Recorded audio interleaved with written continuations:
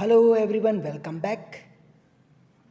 आज की क्लास में बच्चों हम जो हमारी बची हुई टॉपिक थी, है ना, जनन स्वास्थ्य में जो बीमारियां थी उन टॉपिक्स में हमने एड्स के बारे में पढ़ा था और गोनेरिया बीमारी के बारे में डिटेल किया था। इसके बाद जो तीसरा बीमारी था उपदंश, इसकी चर्चा हम करने वाले थे, जो इस वीडियो में हम चर्चा करेंगे उपदंश के बारे में, साथ ही जेनाइटल हर्प के बारे में, और जो अंतिम नंबर जो है NGU, है ना, इन रोगों के बारे में हम पढ़ेंगे। तो शुरुआत करते हैं उपदंश से, है ना। उपदंश यह भी एक प्रकार से एड्स के समान और गोनोरिया के समान एक भयावह बीमारी है, ठीक है, भयानक बीमारी है। उसी के समान यह क्या होती है, लैंगिक रूप से संभोग के कारण यह फैलती है। लेकिन प्रभावित किस पर होती है, सबसे ज़्यादा प्रभाव किस पर डालती है? यह सबसे ज़्यादा प्रभाव संतान पर डालता है, ठीक है, संतानों पर यह प्रभाव इसका पड़ता है, ठीक है। इस रोग को जो जीवाणु फैलाता है उस जीवाणु का नाम क्या है? ट्रिपोनिमा पैलिडम, ट्रिपोनिमा पैलिडम, ठीक है, ट्रिपोनिमा पैलिडम। यह जीवाणु इस रोग को क्या करता है, एक से अनेकों तक फैलाने का काम करता है। यह रोग मुख्य रूप से नर को प्रभावित करता है, ठीक है। इस रोग से हमेशा जो प्रभावित होते हैं वे क्या होते हैं, नर ही प्रभावित होते हैं, मादा नहीं, ठीक है। ये नर में कैसे प्रविष्ट होते हैं, नर के अंदर कैसे चले जाते हैं ये रोग, तो मैं आपको बता दूं कि शीशन के अग्रभाग में ये मौजूद होते हैं ये, और उसी से इस शरीर के अंदर प्रविष्ट करते हैं, पहुंचते हैं, ठीक है। मैथुन की जो शीशन है उसके अग्रभाग में ये मौजूद होते हैं, जिसके सहारे वे शरीर पर प्रविष्ट करते हैं, प्रवेश करते हैं, ठीक है। उपदंश भी एक प्रकार से एड्स के समान और गोनोरिया के समान भयावह बीमारी है, ठीक है। यह भी एक लैंगिक रूप से फैलने वाला है, संभोग के दौरान यह फैलता है। इसका मुख्य लक्षण क्या है, लक्षण कैसा है? लक्षण को 3 अवस्थाओं में बताया गया है। पहली जो अवस्था है वह क्या कहता है कि मैथुन अंग के शीर्ष पर घाव बन जाता है। मैथुन के शीर्ष भाग में क्या बन जाता है, घाव बन जाता है, ठीक है। मैथुन के शीर्ष टोपी पर क्या बन जाती है, घाव बन जाती है, जो 1 से 5 सप्ताह के बीच भरता है। वह घाव कब भरता है, 1 से लेकर 5 सप्ताह के बीच में क्या होता है, वह घाव भरता है, ठीक है। दूसरी जो अवस्था होती है, शरीर के त्वचा पर क्या बन जाते हैं, दाने बन जाते हैं, ठीक है। शरीर के त्वचा में दाने आने लगते हैं और जो लसिका ग्रंथियां होती हैं वे सूखना शुरू हो जाती हैं, ठीक है। शरीर पर जब दाना आना शुरू होता है तो लसिका जो ग्रंथि होती है वह सूख जाती है। जब लसिका ग्रंथि सूखती है तो मुंह के अंदर भी क्या होने लगते हैं, घाव बनने लगते हैं, ठीक है। साथ ही इसके ब्लड की भी कमी हो जाती है। ये बीमारी इतनी तेजी से अपना असर प्रभाव दिखाती है कि मुंह के अंदर भी घाव बन जाते हैं। उसके साथ साथ रक्त की कमी होना शुरू हो जाता है। जब रक्त की कमी होती है, मनुष्य में जब रक्त की कमी होती है तो उसकी शारीरिक कमजोरी क्या हो जाती है, बढ़ जाती है। शरीर में कोई ताकत नहीं रहती, उसमें कमजोरी आ जाती है। यह लक्षण 6 से लेकर 24 सप्ताह तक रहते हैं। ये जो लक्षण दिखाई देते हैं उसमें मैथुन अंग के शीर्ष पर घाव बन जाना, है ना, शरीर की त्वचा पर दाने आना, लसिका ग्रंथियां सूख जाना या मुंह के अंदर घाव बन जाना। 7 रक्त की कमी हो जाना। ये सारी जो कमजोरियां हैं, सारे जो लक्षण हैं, वे 6 से लेकर 24 सप्ताह तक रहते हैं। उसके बाद धीरे धीरे धीरे धीरे करके क्या होते हैं, समाप्त होते हैं। तीसरी अवस्था में बताया गया है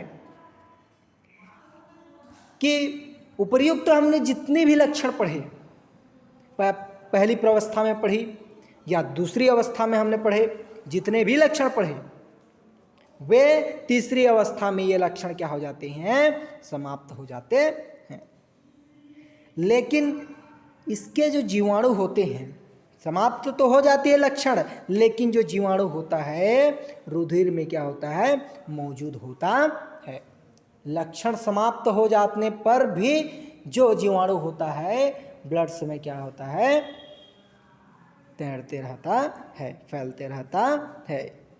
इस दृश्य विहीन अवस्था में जीवाणु शरीर के दूसरे अंगों जैसे हृदय, फेफड़ा इत्यादि पर आक्रमण करते हैं। यह जो नहीं दिखने वाला जीवाणु है, अदृश्य अवस्था है ना, जिसमें नहीं पता चलता है ना, हमको पता ही नहीं चलता और अंदर ही अंदर वह क्या कर देता है, हृदय पर, फेफड़ों पर आक्रमण कर देता है, क्षति पहुंचा देता है। तीसरी अवस्था में ही जीवाणु तंत्रिका तंत्र पर भी आक्रमण करता है। जब तंत्रिका तंत्र पर वह आक्रमण करता है तो हमारी मानसिक संतुलन क्या हो जाती है, बिगड़ जाती है, साथ ही याददाश्त भी नष्ट हो जाती है। मानसिक संतुलन बिगड़ने पर याददाश्त क्या हो जाती है, वहाँ नष्ट हो जाती है, जिससे व्यक्ति का पागल होना निश्चय ही हो जाता है ना। एक निश्चित रूप से व्यक्ति क्या हो जाता है, जब मानसिक संतुलन बिगड़ जाए तो निश्चित रूप से व्यक्ति क्या कहलाएगा, पागल कहलाएगा। इस रोग के सही उपचार के लिए रुधिर परीक्षण करना आवश्यक है। ब्लड की जांच कराना, रक्त की जांच कराना चाहिए, ठीक है, तभी इस रोग से बचा जा सकता है। मुख्य जो रोकथाम दिए गए हैं, किस प्रकार से रोकथाम करना चाहिए। रोगी को सहवास नहीं करना नहीं चाहिए। मीन्स सहवास का मतलब क्या है, लैंगिक संभोग नहीं करना चाहिए, संबंध नहीं बनाना चाहिए, ठीक ना, लैंगिक संबंध नहीं बनाना चाहिए। दूसरा कहता है कि रोगी के वस्त्रों के उपयोग से बचना चाहिए। जो व्यक्ति रोगी है उसके कपड़ों को छूने, पहनने इत्यादि से क्या होना चाहिए, हमको बचना चाहिए, है ना। बच जाएंगे तब हमारे तक वह नहीं फैलेगा।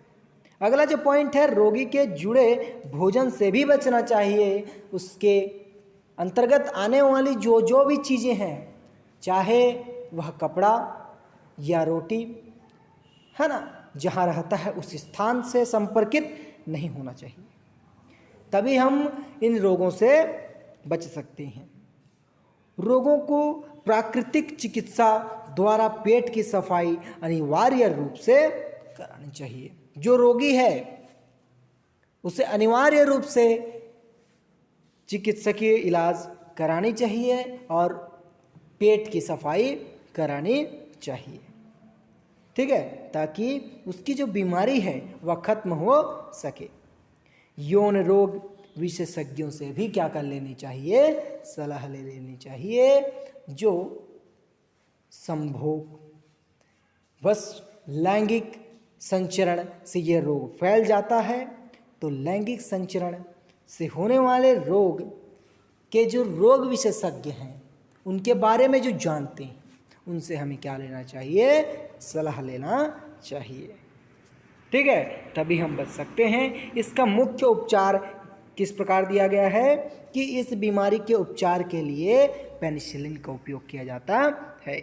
हमने गोनोरिया बीमारी में भी यह उपचार पढ़ा था, ठीक है, कि पेनिसिलिन का यूज़ करना चाहिए। दूसरा कहता है कि सेफेलोस्पोरिन नामक जो प्रतिजैविक है ना, जिससे इस जीवाणु को हराया जाता है, उसका उपचार करना चाहिए, उसका इस्तेमाल करना चाहिए, जिससे इस रोग से बचा जा सकता है। ठीक है, अब हम पढ़ते हैं इसका जो अगला बीमारी है, क्या है? जेनाइटल हर्प। जेनाइटल हर्प, ध्यान से सुनिएगा। यह रोग हर्पीज सिंपलेक्स वायरस द्वारा क्या होती है? फैलती है। वायरस का नाम क्या है? Herpes simplex virus. इसके कारण यह रोग फैलती है और यह भी एक यौन संचारित रोग है। लैंगिक संबंधों से यह रोग फैलती है। ठीक है, इसके मुख्य जो लक्षण हैं क्या हैं? इस बीमारी में नर तथा मादा के मैथुन अंगों में दर्द होता है ना। नर एवं मादा की जो मैथुन अंग है, प्रजनन अंग जिसे कहेंगे, उसमें पीड़ा होने लगती है, दर्द होने लगता है। उनमें छाले, फफोले इत्यादि पड़ने लगती हैं। ठीक है, ये फफोले अच्छे होकर पुनः होते रहते हैं। ये जो प्रक्रिया चलती है कि फफोले छूट जाना, फिर से हो जाना, ये लगातार चलता ही रहता है। उपचार इसका क्या है? इस रोग के लिए किसी प्रभावी दवा का ज्ञान नहीं हो पाया है। ठीक है, किसी भी प्रभावशाली दवा का यूज़ नहीं किया गया है। ठीक है, अगला जो हमारा नेक्स्ट बीमारी है, क्या है? NGU, non gonococcal urethritis. ठीक है, ये जो बीमारी है NGU, ये मुख्य रूप से किस जीवाणु से फैलता है? हमने जो दूसरे नंबर पे हमने जो रोग को पढ़ा था गोनोरिया, उसी जीवाणु से क्या होती है? फैलती है। ठीक है, इसका लक्षण क्या है? इसमें पुरुषों तथा स्त्रियों का मूत्र मार्ग में क्या होना है? सूजन हो जाता है, जिससे मूत्र मार्ग क्या हो जाता है? पतला हो जाता है। ठीक है, जब मूत्र मार्ग में क्या पड़ती है? सूजन आ जाती है, तो मूत्र मार्ग की जो आकार है वह क्या हो जाती है? पतला हो जाती है, जिससे मूत्र त्यागने में कठिनाई का सामना करना पड़ता है, साथ ही जलन भी होती है। ठीक है, साथ ही उसे क्या होती है? दर्द होते हैं, जलन होते हैं। जब क्या होती है?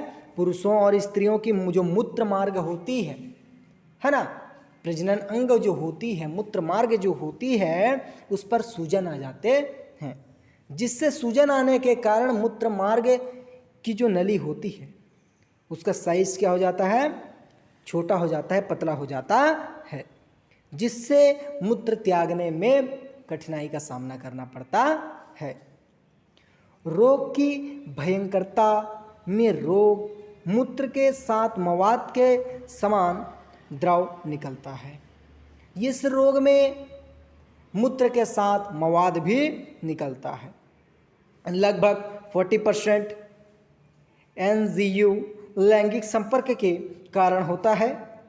ये जो बीमारी है 40% तक लैंगिक संपर्क से होता है।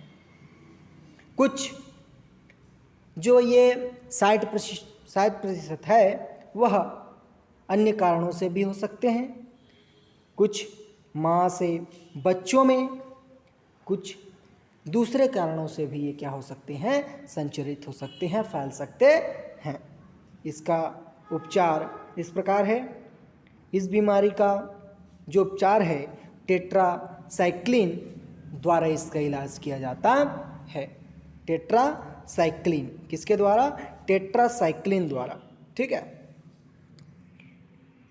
आज के वीडियो में बस इतना ही। अगले वीडियो में हम एक नया टॉपिक के बारे में हम चर्चा करेंगे। धन्यवाद।